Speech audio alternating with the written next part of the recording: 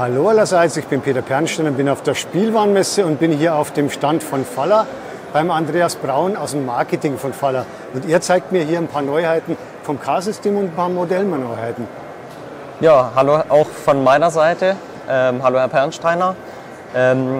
Ja, ich fange direkt hier auf der rechten Seite an. Also wir haben eine K-System Digitalanlage hier auf der Messe mit dabei und hier sind verschiedene Neuheiten drauf präsentiert. Eben unter anderem hier eine kürzere Version von der Tunnelbohrmaschine, die wir vor 2 Jahren schon vorgestellt haben auf der Spielwarenmesse. Und das ist jetzt quasi eine neue Bauform.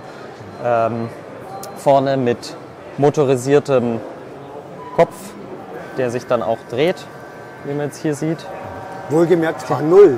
In muss man sich H0, mal vorstellen, ja. Welche Dimensionen diese Tunnelbohrmaschinen haben. Absolut. Ja. Wenn man die Figuren so als Größenvergleich sieht. Dann zum modernen Thema. Hinten sehen wir eine E-Ladestation, eine überdachte. Also sind 2 Schnelllader drauf, wo unsere Fahrzeuge dann anhalten können, die K-System-Fahrzeuge, und so wie quasi in echt auch dann aufgeladen werden können. Dann hier weiter vorne ist die Wartungshalle für die Loks, also speziell für Oberleitungsbetrieb angepasste Wartungshalle. Hier haben wir jetzt die Tore auch motorisiert dargestellt. Das ist quasi hier mit in das K-System Digital-Szenario integriert. Also da hält dann das Fahrzeug auch an, die Tore öffnen sich, theoretisch fährt dann auch ein Zug raus und so kriegt man ein bisschen mehr Leben auf die Anlage. Dann im Hintergrund sehen wir ein THW-Gebäude. Das war ein ganz schönes Thema für uns, weil Einsatzkräfte einfach immer sehr nachgefragt sind. Da haben wir dieses Jahr verschiedene THW-K-System-Fahrzeuge und eben die passende Halle. Die Tore vorne sind sowohl offen als auch geschlossen darstellbar. Das heißt, ich kann da halt spielen mit dem ganzen Thema. Also ja, mit Durchfahrt, mit K-System und ähnlich, das ist quasi auch vom Bautyp ähnlich, ist dann davor das Glas, die Werkstatt. Da haben wir auch diese Tordurchfahrt dargestellt, also da fährt ab und zu dann ein K-System-Fahrzeug auch durch. Also wirklich durchs Werk, durch die komplette Halle durch. Genau, ja. Und, so wie letztes Jahr in der Brauerei. Ja, genau. Ja. Also das ist einfach so ein bisschen ein Highlight, dass man halt ein Gebäude kombiniert mit den fahrenden Fahrzeugen. Und das Gebäude kommt auch so fertig bedruckt, also da muss man keine Streifen, die grünen, aufkleben oder das Glas-Logo, sondern das ist alles quasi schon ab Werk vorbereitet, dass man nur noch kleben muss. Und jetzt sehen wir hier gerade die Halle inzwischen offen, vorhin war sie zu. Genau. Jetzt sehen wir hier noch die Warnblinker des Andreaskreuzes. Und wahrscheinlich, wenn die ausgehen oder kurz bevor die ausgehen, geht die Halle zu. Ja. Jetzt gehen sie bitte. Genau. Und das Fahrzeug setzt sich wieder in Bewegung.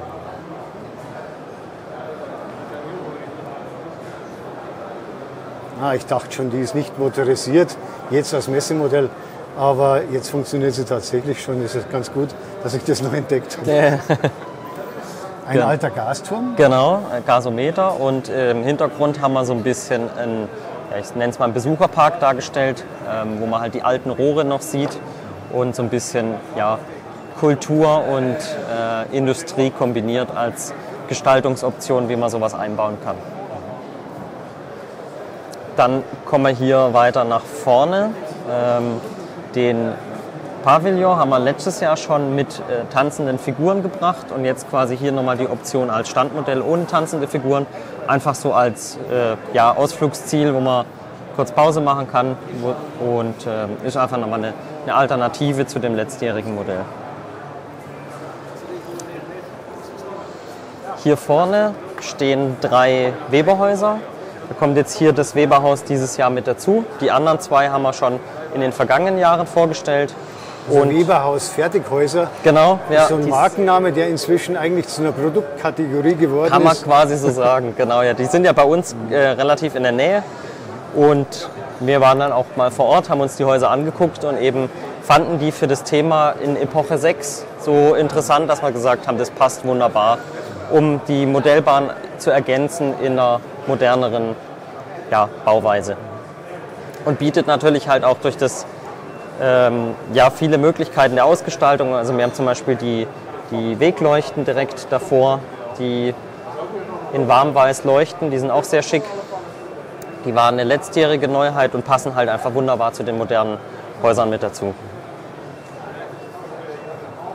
Thema Moderne ist für mich noch ein ganz gutes Stichwort. Wir haben ja hier die K-System Digitalanlage und wir haben jetzt auch anlässlich der Spielwarenmesse das Ganze noch auf das iPad gebracht. Das ist sozusagen eine Fernbedienung für das ganze Thema. Also die App erscheint im Laufe des Jahres, sowohl für Android als auch für iOS. Und ich habe halt hier die Möglichkeit, Abzweigungen zu schalten, Ampeln zu schalten, Fahrzeuge zu steuern, im Prinzip aktiv in den Ablauf des ganzen Geschehens dann auch einzugreifen. Und das heißt, mehr Interaktionen, direkterer Spielspaß. Ja, genau. Und ich kann halt auch weg von meinem Schreibtisch, wo mein Computer steht, kann einfach mein Tablet mitnehmen und dann direkt an der Anlage Sachen ausprobieren. Und das ist sicher eine schöne Option. Apropos Moderne, was tut sich denn bei den Fahrzeugen neu? Kommen da langsam mal kleinere?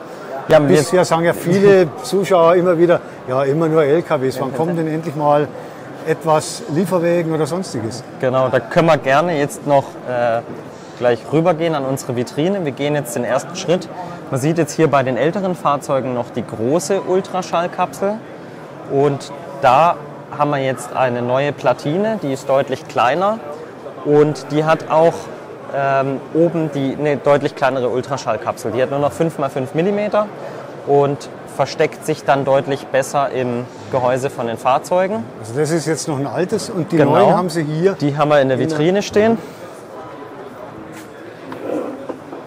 Das Ganze sieht dann so aus. Da haben wir oben die Ultraschallkapsel jetzt im Dach verbaut. Und das Ganze sieht man dann hier drüben, die Platine mit der Ultraschallkapsel im Verhältnis, also zum einen das obere als auch das untere. Und ja, kann man schon sagen, wenn man jetzt hier einen Sprinter zum Beispiel daneben hält, da gibt es Möglichkeiten des Einbaus. Das heißt, der könnte dann durchaus irgendwann im Laufe des Jahres oder Ende des Jahres auch der Sprinter dann fürs K-System digital einsatzfähig sein. Ja, und jetzt im ersten Schritt mal wahrscheinlich hier der Rettungswagen. Genau, ja. K-System Analogfahrzeuge haben wir natürlich auch mit dabei. Da gibt es eben jetzt zum THW-Thema auch eine G-Klasse. Da haben wir einfach verschiedene Versionen, also einmal den Notarzt, einmal den THW und ein Startset mit der roten G-Klasse. Da noch ganz interessant, da ist jetzt standardmäßig in dem Startset unser Ladegerät mit USB. Das heißt, ich habe da auch eine überwachte Ladung mit Ladestandsanzeige, damit ich sehe, wann ist mein Fahrzeug voll. Und das Ladegerät schaltet dann auch selbstständig ab. Weil beim alten Ladegerät war es so, das war einfach nur im Prinzip ein Trafo, den man eingesteckt hat. Und da musste man dann selber die Zeit ein bisschen im Blick haben, dass man weiß, wann ist das Fahrzeug voll. Und das neue Ladegerät lädt dann auch das Fahrzeug komplett selbstständig. Die VW Käfer jetzt auch wahrscheinlich analog? Die sind analog. Da gibt es jetzt die 3 verschiedenen Versionen. Einmal in Grau, einmal in Polizei und einmal in Post. Und da sieht man halt auch, ja, es funktioniert in klein auch ganz gut. Laufen wunderschön und ist sicher eine ganz gute Ergänzung für die so in Epoche 3, 4 unterwegs sind. Und da kann man sich dann freuen, wahrscheinlich übernächstes Jahr oder nächstes Jahr, dass vielleicht der Käfer dann auch mal digital wird. Aber dann müssen Sie wahrscheinlich die Platine nochmal miniaturisieren.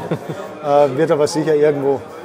Also Elektroniker sind Sie herausgefordert und freuen sich, dass Sie die Herausforderung annehmen. Ja, genau. Also wir nehmen die Herausforderung gern an. Versprechen kann ich jetzt natürlich noch keine machen, aber wir gehen jetzt mal den ersten Schritt und sind ganz gespannt, wie das auf dem Markt ankommt. Und da gehen wir jetzt einfach nach und nach die nächsten Schritte und da kann man sich sicher ganz doll drauf freuen. Gut, dann bedanke ich mich beim Andreas Braun hier für den kleinen Rundgang auf der Spielwarenmesse und wünsche noch einen guten Messeverlauf. Ja, vielen Dank. Danke fürs Zuschauen.